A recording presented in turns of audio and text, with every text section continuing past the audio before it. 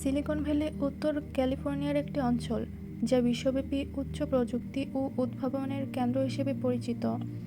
এটি San Francisco উপসাগরীয় এলাকার দক্ষিণ অংশে মূলত সান্তা ক্লারা ভ্যালি ভূগোলের সাথে মিলে যায়। সিলিকন ভ্যালি বলতে উত্তর ক্যালিফোর্নিয়ার প্রযুক্তি শিল্পের বিকাশ ঘটানো অঞ্চলকে বোঝানো হয়, যা ক্যালিফোর্নিয়ার উচ্চ প্রযুক্তি খাতের প্রতীক হিসেবেও ব্যবহৃত হয়। জাফরিন আর স্ত্রীর ক্যাব সিলিকন ভ্যালির একটা বহুতল ভবনের সামনে থামল। আলফিয়া লিভিং রুমের মেঝেতে বসে রুবায়েত পাঠানের সঙ্গে লুডো খেলছিল, আর জয়নাব পাঠান রান্নাঘরে পাকোড়া ভাজছিল। ঠিক তখনই দরজায় কলিং বেল বেজে উঠল। জয়নাব পাঠান রান্নাঘরের থেকে বললেন, আলফি, দেখ তো মা। আলফিয়া দৌড়ে গিয়ে দরজা খুলল। মাহা আপি। শ্রী আলফিয়াকে জড়িয়ে ধরে বলল, সারপ্রাইজ! আম্মু আব্বু, দেখো মাহা আপি এসেছে। জয়নাব পাঠান ও রুবায়েত পাঠান এগিয়ে এলেন। জয়নাব পাঠান স্ত্রীকে জড়িয়ে ধরলেন। মাহানুর, মা আমার। চুমুতে ভরিয়ে দিলেন স্ত্রীর মুখশ্রী। একদম হাড্ডি হয়ে গিয়েছিস। রুবায়েত পাঠান বললেন, অবাক হচ্ছ কেন? ওরা আসবে সেটা তো আগের থেকেই জানতে। আজকেই আসবে সেটা জানতে না। আব্বু, তুমি জানতে না? আমাকে বলনি? আমার কোনো দোষ নেই, মাহা বারণ করছিল। মামা মামি, এই যে আমার সেই বেস্ট ফ্রেন্ড জাফরিন। জাফরিন মৃদু হেসে বলল, আসসালামু আলাইকুম। মা, তোমরা ভেতরে এসো। কতক্ষণ দাঁড়িয়ে থাকবে? আলফি, পানি নিয়ে এসো। জয়া, ওদের কিছু খেতে দাও। জয়নাব পাঠান জাফরিনকে জড়িয়ে ধরে বলল, তুমি সেই জাফু। মাহার মুখে তোমার কথা অনেক শুনেছি। জি আন্টি, আমি তো ডরমিটরে যেতাম। শ্রী জোর করে নিয়ে এলো। ভাবিনি এত জলদি দেখা হবে। এই মা, তুমি হোস্টেলে থাকবে কেন? এখানে থাকবে। মানে আন্টি, আমি কোনো কথা শুনবো না, আর আমি শুনলেই আলফি শুনবে না। ও তোমাদের দুজনের জন্য অনেক আগেই নিজের ঘরে 2টা সিঙ্গেল ব্যাট এনেছে। আর এইসব আন্টি কি মামি বলবে। আলফিয়া বলল, আপি, যদি জাফরিন আপি চলে যায় তবে আমি তোমার সাথে কোক খেলবো। আচ্ছা, তোমরা থামো। আলফিয়া, ওদের ব্যাগগুলো ভেতরে নিয়ে যাও। আর মা, তোমরা বেডরুমে গিয়ে রেস্ট নাও। তোমাদের মামি খাবার পাঠাচ্ছে। সবাই বেডরুমে গিয়ে বিছানায় গা এলিয়ে দিল। জাফরিন নরম বালিশে মাথা রেখে বলল, রুমটা কিন্তু অনেক সুন্দর। একটা অ্যাস্থেটিক ভাইব দিচ্ছে। আর এই রুমের সব কিছুই অ্যাস্থেটিক। বড় ব্যালকনি আর জানালা থাকায় সূর্যের আলো, চাঁদের আলো সব আসবে। আর 3টা স্টাডি টেবিল আর 3টা সিঙ্গেল বেড, একটু বেশি অ্যাস্থেটিক। আর ফেরি লাইটগুলোর জন্য আরও ভালো লাগছে। আমার তো হামতুম ড্রামার কথা মনে পড়ে গেল। নেহা, মাহা আর সাশার রুম। আপি, তুমিও হামতুম দেখতে? জানো, আমিও দেখতাম। হ্যাঁ, আমার অনেক ভালো লাগতো। আমার কাছে মাহার বিয়ে সিনগুলো বেশি ভালো লাগছে। দাদু হ্যান্ডসাম, টিকটক, এরপর আদামের নানিকেও ভালো লাগতো। তারপর ওদের বোন যে ছেলের মতো কথা বলতো। আদাম আর নেহাকে কেমিস্ট্রির এক এক কম্পাউন্ডের নামে ডাকে, ওইটা ভালো লাগতো। এরপর যে বার্থডেতে চামচ দিল, চামচা। আদামের বাবা যে চামচা বলে, ওইটা বেশি ভালো লাগে। নেহার বাবা যে ডাইনিং টেবিলে জিজ্ঞাসা করে, হোয়াট ইজ অ্যারোমেটিক কম্পাউন্ড, ওইটাও সুন্দর ছিল। ওরা মিলাদে যাওয়ার কথা বলে আদামদের রেস্টুরেন্টে। জম্বি ভাইরাস তো আগেই হ্যাক করে ডিসকাউন্ট পোস্ট দেয় পেজে। হ্যাঁ, এরপর যে ওদের বলে গাধার মাংস খাইয়েছে। বুঝলাম না, ও তো মজা করে বলে গাধার মাংস, তাও সবার পেট খারাপ হয় কেন? মনে হয় দুশ্চিন্তায়। মাহা যে সবাইকে এক্সারসাইজ করা শেখায়, এরপর সবার পা কোমর ভেঙে যায়, ওইটা মারাত্মক। আর মাহা যে বারবার ওজন মাপে। শ্রী দুজনের দিকে বালিশ ছুঁড়ে বলল, তোরা বারান্দায় যা, আমার মাথা ব্যথা করছে। কি তোরা নতুন নতুন ড্রামা দেখোস? আমি এক সোনো চান্দাই দেখছিলাম, তাও ইমানের জোড়াজুড়িতে। যাই হোক, ড্রামাটা ভালোই ছিল। এখনও মন খারাপ হলে একটু হাসার জন্য ওইটাই দেখি। রাতের বেলা সবাই ডিনার করতে বসেছে। জয়নাব পাঠান আজকে tehari, chicken rezala, chicken roast, mutton korma, seekh kebab, চিংড়ি মালাইকারি, কালা ভুনা, চাটনি, ফিরনি আর জর্দা রান্না করেছেন। জাফরিন অবাক হয়ে বলল, OMG মামিমা, তুমি তো বিয়েবাড়ি রান্না করেছ। মাত্র 2 ঘন্টায় কি করে করলে? আমার গিন্নি স্বল্প সময়ে রান্না করার জাদু জানে। সবাই একসাথে হেসে ফেলল। এরপর সকলে একসঙ্গে গল্পে মেতে উঠল। দেখতে দেখতে 3 মাস হয়ে গেল শ্রী আর জাফরিন ইউএসএতে এসেছে। রুবায়েত পাঠান ও শ্রী সোফায় বসে খুব গুরুত্বপূর্ণ বিষয় নিয়ে আলোচনা করছে। রুবায়েত পাঠান কফি কাপে চুমুক দিয়ে বললেন, মাহা, আমার মনে হচ্ছে এই এনজিওতে কোনো গন্ডগোল আছে। তুমি এখানে 1 মাস জব করে দেখো, আমার মনে হয় ইল্লিগেল কিছু থাকবে, তুমি খুঁজে বের করতে পারবে। না মামা, আমি আর কোনো কাজ করব না যতক্ষণ পর্যন্ত না তুমি অরণ্য ভাইকে খুঁজে দিবে।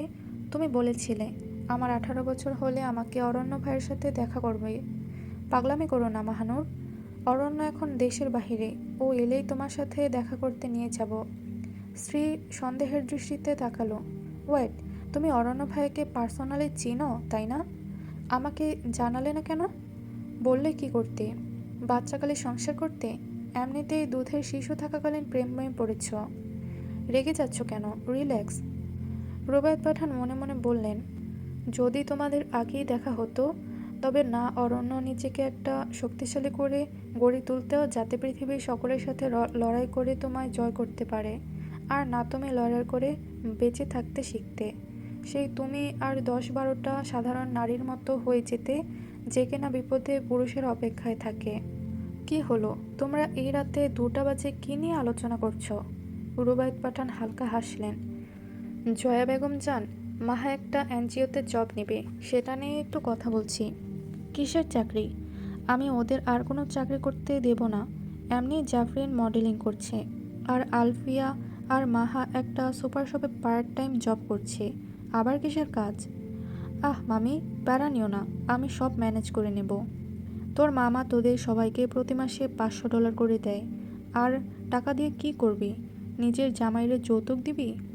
না, তুমি মরলে তোমার কবরের উপর মাজার বানাবো, সেখানে প্রতিদিন বিরিয়ানি বিতরণের ব্যবস্থা করব, আর মাঝে মধ্যে আমি দাড়ি মোছা লাগিয়ে পীর সেজে টাকা ইনকাম করব। তবে রে মেয়ে, দাঁড়া বলছি। Time flows never freezes.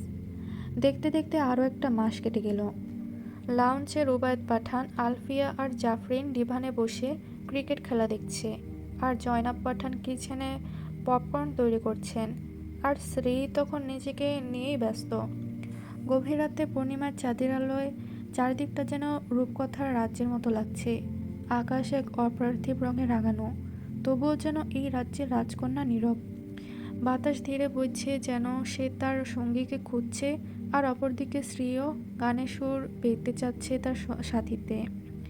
Shri বারান্দায় বসে একটা ইবুক পড়ছিল, কিন্তু তার এন্ডিংটা ভালো লাগলো না। গল্পের শেষে নায়িকা তার নায়ককে পেয়ে গেল, কিন্তু শ্রী তো পেল না। শ্রী চাঁদের দিকে তাকিয়ে শূন্যতা অনুভব করলো। তার হৃদয়ের গহীনে কোথাও পুরনো ব্যথা দুলা দিচ্ছে। সেই অনুভূতি শুধু মনের গভীরে পুঞ্জীভূত হয়েছে দিনের পর দিন। রয়ে গিয়েছে শুধু এক অসমাপ্ত আকাঙ্ক্ষা। শ্রী তার অনুভূতির প্রতিধ্বনি ঘটালো গিটারের টুংটাং শব্দের মাধ্যমে। দূর হতে আমি তারে সাধিব, গোপনে বিরহে ডোরে বাঁধিব, বাঁধনবিহীন সে যে বাঁধন অকারণ, মায়াবন বিহারিণী। স্ট্যানফোর্ড ইউনিভার্সিটি যুক্তরাষ্ট্রের ক্যালিফোর্নিয়া অঙ্গরাজ্যের পালো আল্টোতে অবস্থিত বিশ্বের অন্যতম নামকরা প্রতিষ্ঠান। ইউনিভার্সিটিটি সিলিকন ভ্যালির খুব নিকটে হওয়ায় প্রযুক্তি ও উদ্ভাবনে কেন্দ্রবিন্দুতে রয়েছে। এই প্রতিষ্ঠানের প্রায় 51 শিক্ষার্থী ও শিক্ষক শিক্ষিকা নোবেল বিজয়ী। স্ট্যানফোর্ড ল স্কুল স্ট্যান্ডার্ডফোর্ড ইউনিভার্সিটির অন্যতম অংশ। 1893 সালে প্রতিষ্ঠিত হয়। এখানে শুধু আইনের শিক্ষাই দেওয়া হয় না, বরং শিক্ষার্থীদের বিচক্ষণ ও চিন্তাশীল তৈরি করা হয়। এর ক্যাম্পাস অত্যাধিক সুন্দর ও প্যাসিফিক রিমের কাছে অবস্থিত। স্ট্যানফোর্ড ল স্কুলের মূল ফটকের সামনে গাড়ি থামল। নেমে এলো জাফরিন ও শ্রী। জাফরিন আজ পিঙ্ক ফ্লোরাল ফ্রক পরেছে, চুলগুলো বো দিয়ে বাঁধা, আর শ্রী বরাবরের মতোই জিন্স আর টি শার্ট পরেছে, সাথে জ্যাকেট। ওরা দুজন ল ভবনের দিকে এগিয়ে গেল। তাদের ক্লাস হবে মূলত ক্লিনিক্যাল ল ভবন ও ডিপার্টমেন্টিক বিল্ডিংয়ে। ল ডিপার্টমেন্টিক বিল্ডিং মূলত তাত্ত্বিক ক্লাসের জন্য। জাফরিন আর শ্রী নিজেদের ক্লাসরুমে চলে গেল। একটা স্টুডেন্ট এসে বলল, হাই, আমি পারমিতা। শ্রী হেসে বলল, হ্যালো, আমি শ্রী। আমি জাফরিন। তুমিও বাঙালি? আমি আসলে শুধু ওকেই ভেবেছিলাম বাঙালি। আমরা দুজনেই বাংলাদেশি। আমি ইন্ডিয়ান। তারা তিনজন বসে গল্প করতে লাগলো। কিছুক্ষণ একটা ছেলে এসে বলল, হ্যাঁ লেডিস, আই এম আকাশ ঈশান। আমি কি তোমাদের পাশে বসতে পারি? পারো সরাসরি বলল, ফ্ল্যাট না করলে অবশ্যই বসতে পারো। আমাদের এই ধরনের হেই লেডিস শুনতে ভালো লাগে না। আচ্ছা, কুকুরের পেটে ঘি হজম হয় না। কি বললে তুমি? কই কিছু না তো। স্ট্যান্ড Thomas church, Dhaka. Rose Khan, Ruhani ও রুহি খান ঢাকা এসেছেন। রুহানি হেয়ার ট্রিটমেন্ট করবে এই জন্য। রোজ খান সকলকে বলেছিলেন, আমার ব্যাংকে কিছু টাকা আছে, বেশি সময় লাগবে না। কিন্তু তিনি এসেছেন চার্চে। নিস্তব্ধ চার্চে রোজ খান হাঁটু গেড়ে বসে পড়লেন। তার সামনে কাঠের ক্রুশ আর পেছনে দাঁড়িয়ে আছেন ফাদার। রোজ চোখ বন্ধ করে বললেন, lord, you know my heart better than anyone else. I never wanted to be unfair with anyone.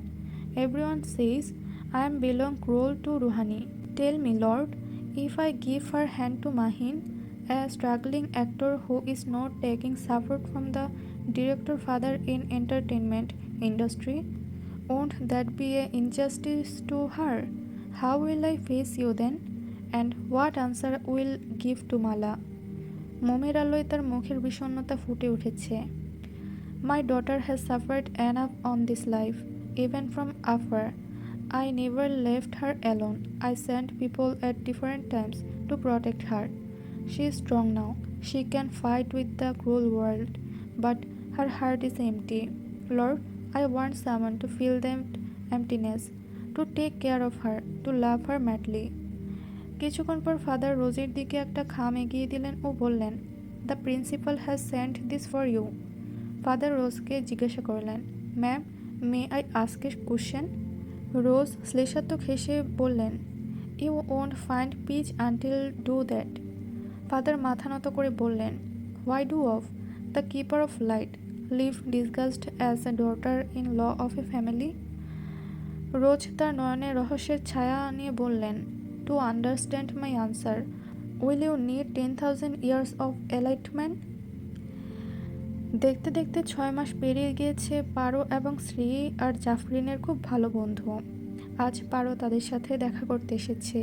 পারো এসে দেখলো শ্রী একটা কার্গো জিন্স আর শার্ট পরে বেডে শুয়ে ল্যাপটপে কিছু কাজ করছে। পারো ভ্রু কুচকে বলল, জাফু, ও কি ঘরের মধ্যে এগুলোই পড়ে থাকে? আলফিয়া বলল, আসলে আব্বি সবসময় রেডি থাকে। আব্বু কোনো কাজের কথা বললে যাতে সময় নষ্ট না করে দ্রুত করতে পারে। ও কি এমন কাজ করে? জাফরিন আলফিয়াকে নিজের পেছনে আড়াল করে হাসতে হাসতে বলল, মামার বয়স হয়েছে আর আমাদের বাসায় আর কোনো ছেলেও নেই, তাই একটা ছেলে একটা সংসারে যেই কাজগুলো করে ওইগুলো সব শ্রী করে। এই ধর, রান্না করার সময় হঠাৎ করে লবণ শেষ হয়ে গেল, শ্রী দৌড়ে শপে গিয়ে জলদি লবণ নিয়ে আসে। ও, জাফরিন সবাইকে তাড়া দিয়ে বলল, এই, আমাদের না আজকে একসাথে শাড়ি পরার কথা, রেডি হবি না? শ্রী ড্রেসিং টেবিলের সামনে দাঁড়িয়ে লিপস্টিক লাগাতে লাগাতে গাইল, চুট্টা মারলে চুটে স্ট্যান্ডে তুন্দারি চপু, ওরিকে উন্ধেদু কাছে পু।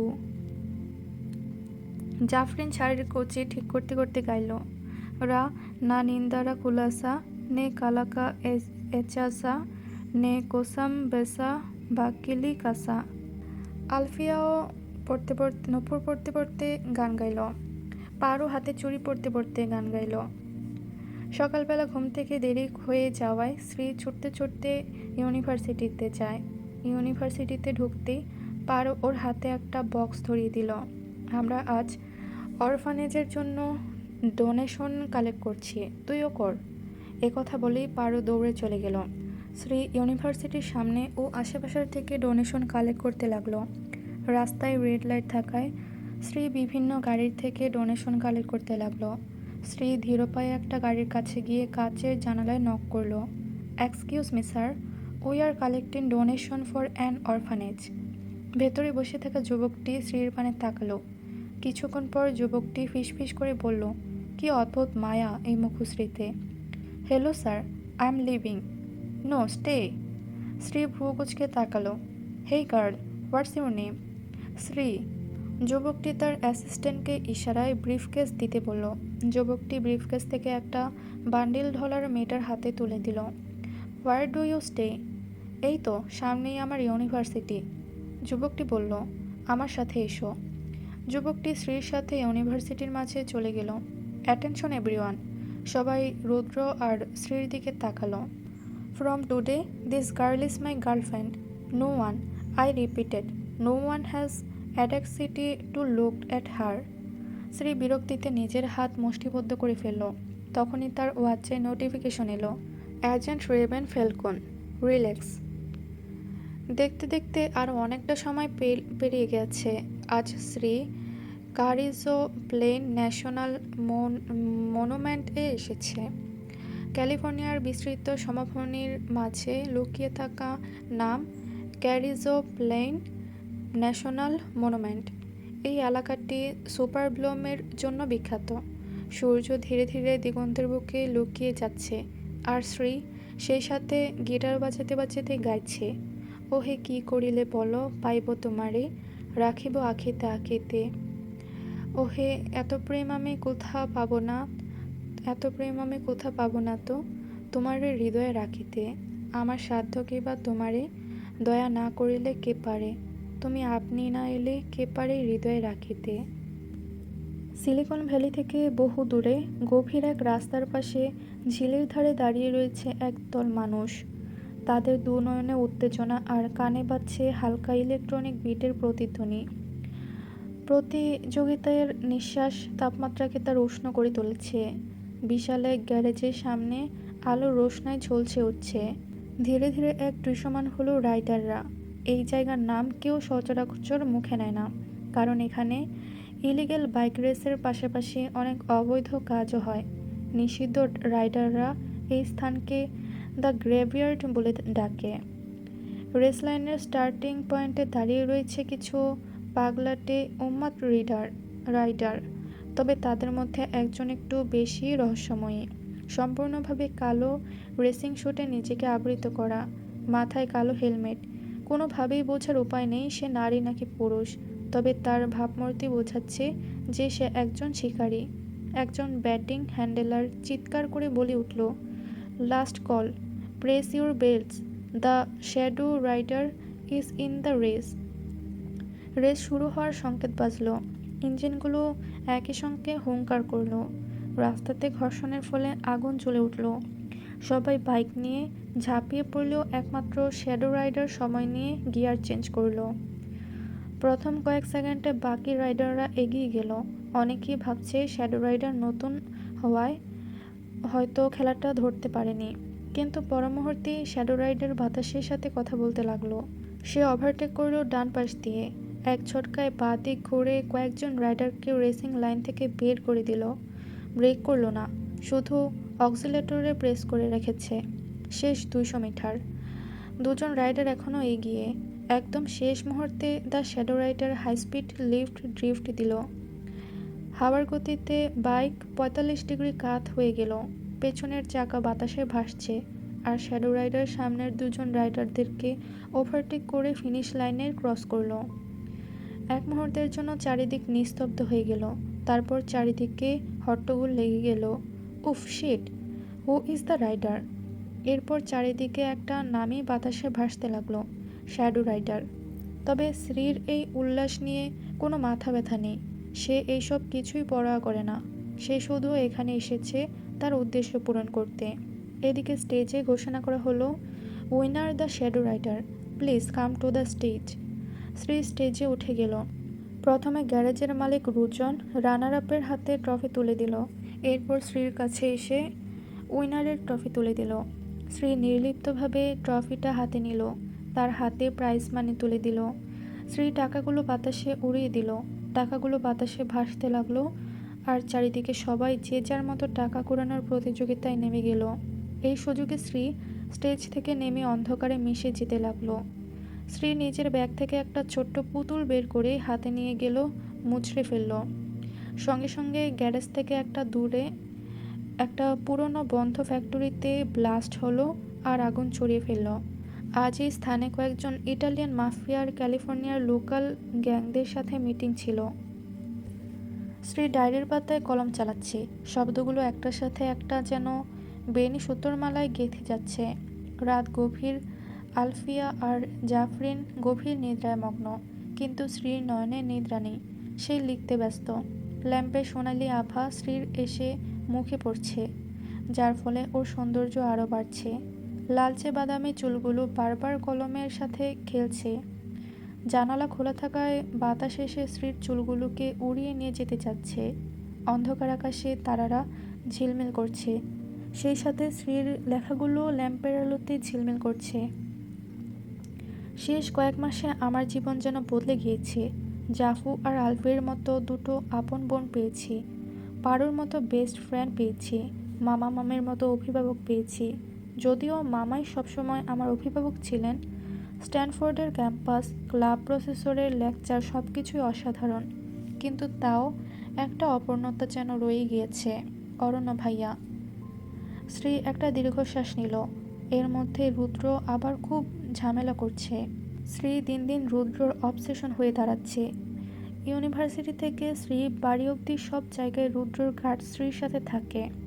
শ্রী একটা হাঁচি দিলেই গার্ডরা রুদ্রকে ইনফর্ম করে।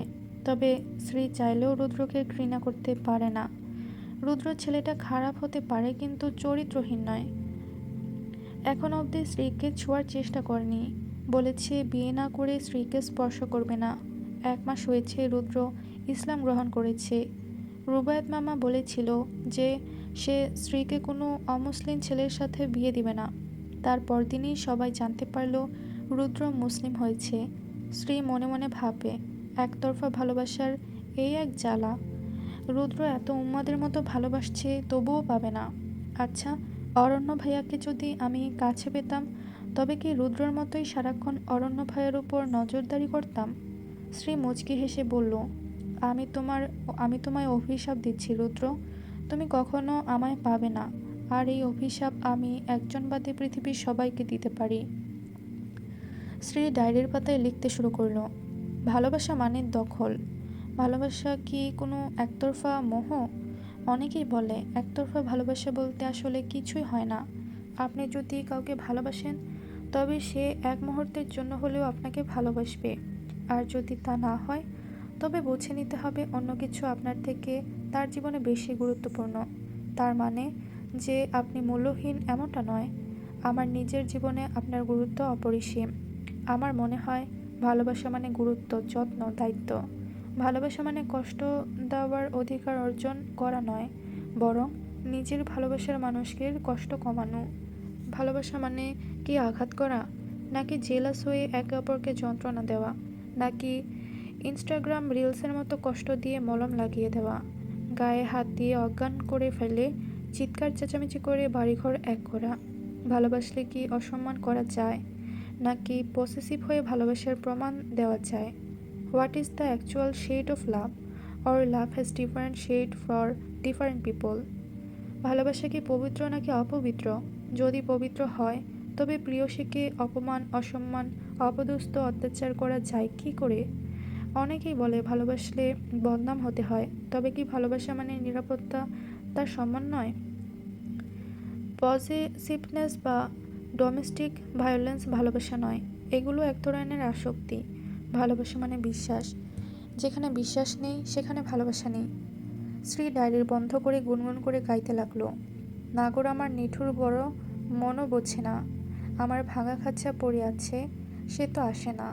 পোড়া মনে ভালোবাসা বাসা বাঁধে না, পোড়া মনে ভালোবাসা বাসা বাঁধে না।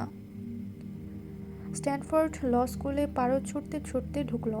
সামনের বেঞ্চেই জাফরিন আর আকাশ গল্প করছে। পারো তাদের সামনে সে হাঁপাতে হাঁপাতে বলতে লাগলো, এই তোরা শ্রীকে দেখেছিস? আকাশ মাথা তুলে তাকালো। একটু আগেই প্রফেসর ম্যাক্সের ক্যাবিনে গেল, কিন্তু তুই এরকম হাঁপানি রোগীর মতো হাঁপাচ্ছিস কেন? পারো কোনো উত্তর না দিয়ে আবার ছুটতে লাগলো। হঠাৎ করিডোরে ধাক্কা লাগলো দুজনের। শ্রী, কি এরকম চিতাবাঘের মতো দৌড়াচ্ছিস কেন? পারো দ্রুত বলতে লাগলো, তোকে কয়েকজন একটা অয়েল পেন্টিং দিয়ে খুঁজছে, তোর নামও বলছে, প্রিয়দর্শিনী খান তেজশ্রী। কোথায়? কলেজের পাশের ক্যাফের বাহিরে। ওরা রুদ্রর লোক না তো? জানি না। সর, যেতে দে। ভালো লাগে না এসব নতুন নতুন ঝামেলা। রুদ্রর লোক তোকে খুঁজবে কেন?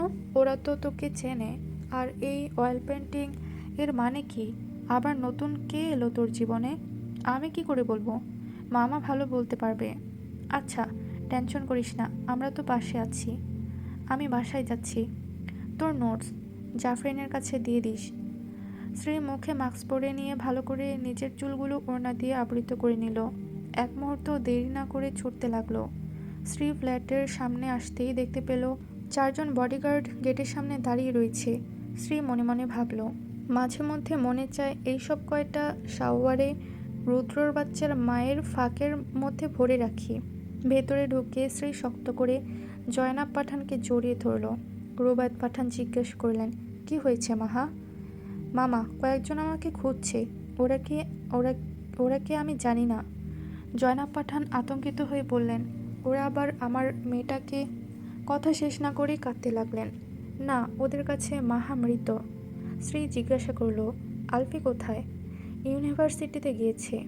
রুবায়েত পাঠান বললেন, তোমরা ঘাবড়ে যেও না, আমি বাহিরে গিয়ে দেখি। অন্ধকার একটা কক্ষে একটা যুবক রকিং চেয়ারে বসে রয়েছে। ধূসর আলো পড়ছে তার বদনে। তার সামনে বেশ কয়েকজন বডিগার্ড দাঁড়িয়ে রয়েছে। স্যার, মেয়েটাকে পায়নি। শুধুমাত্র একটা অয়েল পেন্টিং দিয়ে খোঁজা সম্ভব নয়। জয় চেয়ারের থেকে উঠে দাঁড়ালো। ওই বডিগার্ডের শার্টের কলার ধরে শীতল কণ্ঠে বলল, স্কামব্যাগ! ওই মেয়ে না, ম্যাডাম বলে সম্বোধন করবি। উনি আমার লেডি বস। 24 ঘন্টার মধ্যে ম্যাডামকে খুঁজে বের করবি। না পারলে নিজের মাথায় নিজে শুট করবি। না হলে স্যার পুরো সিলিকন ভ্যালিতে আগুন জ্বালিয়ে দিবে। রুবায়েত পাঠান একটা সুপার শপে গিয়ে কিছু কিনলেন। টাকা দেওয়ার সময় দোকানদার ওনার হাতে একটা ছোট ব্যাগ ধরিয়ে দিলেন। রুবায়েত পাঠান চলেই যাচ্ছিল, কিন্তু তখনই হঠাৎ একজন সামনে একটা ছবি দেখিয়ে এসে বললেন, do you know her or have you seen her? আপনি কি ওনাকে চেনেন বা দেখেন? নো। চলে যাওয়ার সময় অন্য আরেকজন একটা সিসিটিভি ফুটেজ দেখিয়ে বলল, এই মেয়েটাকে কোথাও দেখেছে কি না? না, দেখেছি বলে মনে পড়ছে না। রুবায়েত পাঠান দ্রুত বাড়ি ফিরে স্ত্রীকে বললেন, কয়েকজন না, অনেকেই তোমাকে খুঁজছে। আশা করছি তারা আব্দুল সাফির লোক হবে না। ওই সাফির গডফাদারকে কিন্তু এখনো আমরা ধরতে পারিনি, তাই তোমার দ্রুত নিজেকে আড়াল করে নেওয়া শ্রেয়। জনাব পাঠান কেঁদে ফেললেন, মাহা, আমরা তোকে হারাতে চাই না। শ্রী জয়নাব পাঠানকে জড়িয়ে ধরে আশ্বস্ত করল, আমি ইনশাল্লাহ ঠিক থাকবো। তুমি জলদি ধোয়া পড়ে ফু দিয়ে দাও। আজ রাতের আগেই আমার এই শহর ছাড়তে হবে। জয়নাব পাঠান দ্রুত ধোয়া পড়ে শ্রীর মাথায় ফু দিয়ে দিল। রুবায়েত পাঠান শ্রীর হাতে একটা খাম ধরিয়ে দিল, এখানে ট্রেনের টিকিট রয়েছে, তুমি হলিউড যাচ্ছ। জয়নাব পাঠান শ্রীর ব্যাগ গুছিয়ে রেখেছিল। শ্রী ব্যাগ তার কাঁধে ঝুলিয়ে নিল। রুবায়েত পাঠান শ্রীর মাথায় হাত রেখে বললেন, তুমি একটু মেন গেটের পেছনে লুকাও। রুবায়েত পাঠান বাহিরে বের হয়ে বডিগার্ডের উদ্দেশ্যে বললেন, I think someone unwanted has entered our house. আমার মনে হচ্ছে আমাদের বাড়িতে অবাঞ্ছিত কেউ ঢুকে পড়েছে। Are you crazy? We are guarding all the time. How can anyone get in? পাগল আপনি? আমরা সারাক্ষণ পাহারা দিচ্ছি, কি করে কেউ ঢুকতে পারে? Then I will call Rudra and tell him that you are not taking proper care of this future in law. তাহলে আমি রুদ্রকে ফোন করে বলি যে আপনারা ওর হবু শ্বশুরবাড়ির লোকদের ঠিকমতো খেয়াল রাখছেন না। ওকে, উই আর কামিং। আচ্ছা, আমরা আসছি। বডিগার্ডটা ভেতরে ঢুকলে এই সুযোগে স্ত্রী বেরিয়ে যায়। নীরব রাস্তায় হলুদ স্ট্রিট লাইটের আলোয় ঘামে ভেজা স্ত্রীকে দেখা যাচ্ছে। স্ত্রী কোনো দিকে না তাকিয়ে ছুটছে। স্ত্রী হাইওয়েতে না ঢুকে বাঁদিকের গলিতে ঢুকে পড়ল। বডিগার্ডরা কোথাও খুঁজে যখন কাউকে পেল না, তখন স্ত্রীর কক্ষের দিকে যেতে নিলে জয়নাব পাঠান বললেন, your madam is sleeping, she can't be called. I think she made a mistake. How can anyone enter when you are there? তোমাদের ম্যাডাম ঘুমাচ্ছে, ডাকা যাবে না। আমার মনে হয় ওনার কোনো ভুল হয়েছে। তোমরা থাকতে বাড়িতে কেউ কী করে ঢুকবে? আমরাও তো সেটাই বলছিলাম। বডিগার্ডরা যেতেই জয়নাব পাঠান হাঁফ ছেড়ে বাঁচল। শ্রী রেলওয়ের স্টেশনের সামনে দাঁড়িয়ে ট্রেনের জন্য অপেক্ষা করছে। ট্রেন এখনও আসেনি। হঠাৎ করে কেউ একজন একটা অয়েল পেন্টিংয়ের ক্যানভাস শ্রীর পানে এগিয়ে দিল। শ্রী মনে মনে বলল, ধুরবাল, শালারা এখানেও চলে এসেছে।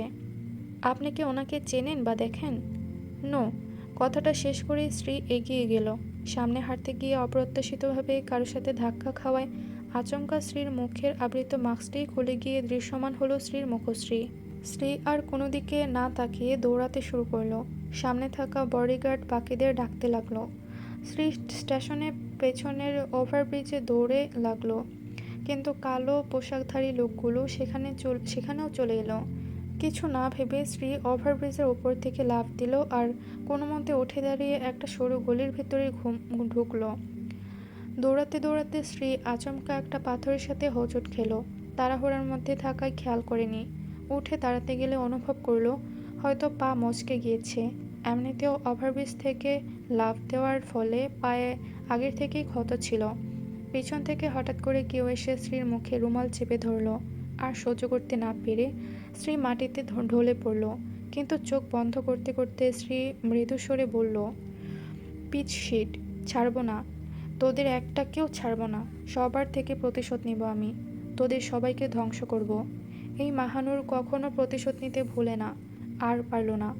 অতঃপর স্ত্রী অজ্ঞান হয়ে গেল। একজন ফিমেল গার্ড এসে স্ত্রীকে কোলে তুলে নিল। তারপর সবাই গাড়িতে উঠে পড়ল। 12টি গাড়ি চলতে শুরু করলো এক অজানা উদ্দেশ্যে। এক সময় থামলো একটি নিস্তব্ধ জঙ্গলের ধারে। সেখানে ইতিমধ্যেই 3টি গাড়ি ছিল। মধ্যে গাড়ি থেকে বের হয়ে এলো তুর্য। তুর্যর সাথে এগিয়ে এলো এক ফিমেল গার্ড। ফিমেল গার্ডটি সামনের গাড়িতে গিয়ে স্ত্রীকে পাজাগুলা করে নিল। আর সবাই তুর্য বিএমডাব্লিউতে করে রওনা হলো। প্রায় 1 ঘন্টা চলার পর গাড়িটি থামলো একটি ম্যানশনের সামনে, যার নাম সুবর্ণ ম্যানশন। ম্যানশনটি দেখতে কিছুটা রূপকথার রাজ্যের কোনো অচিনপুরের প্রাসাদের মতো, যার বিশাল প্রবেশপথ ও দৃষ্টিনন্দন স্থাপত্য শৈলী একে আকর্ষণীয় করে তোলে।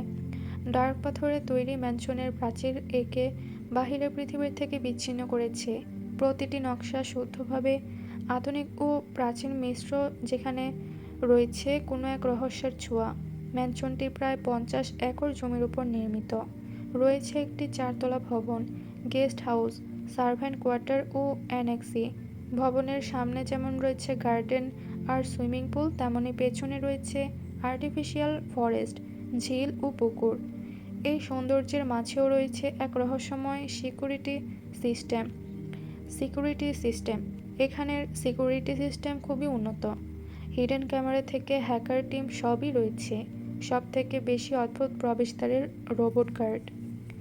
তুর্য আর ওই ফিমেল গার্ড স্ত্রীকে নিয়ে ভেতরে প্রবেশ করলো।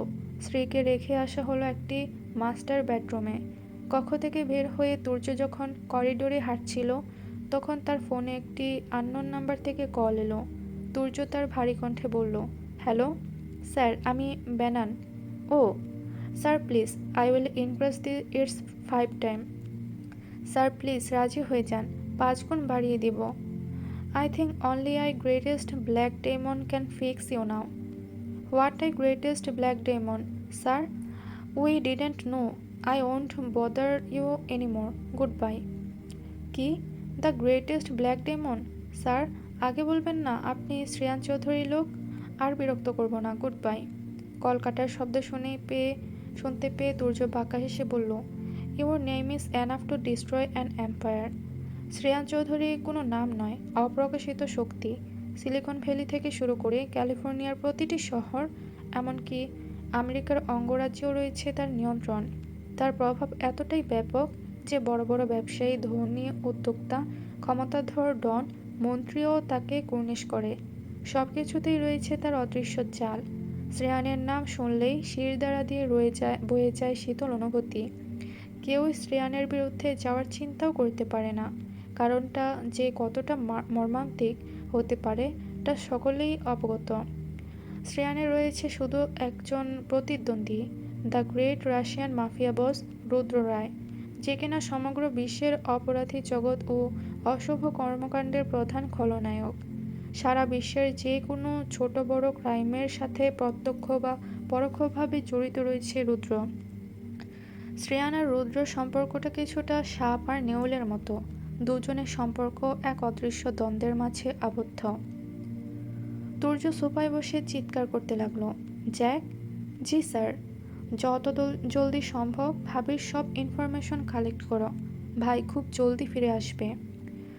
রুবায়েত পাঠান খবর পেয়ে গিয়েছেন যে শ্রী ট্রেন মিস করেছে। তিনি স্টেশনে পায়চারি করছেন।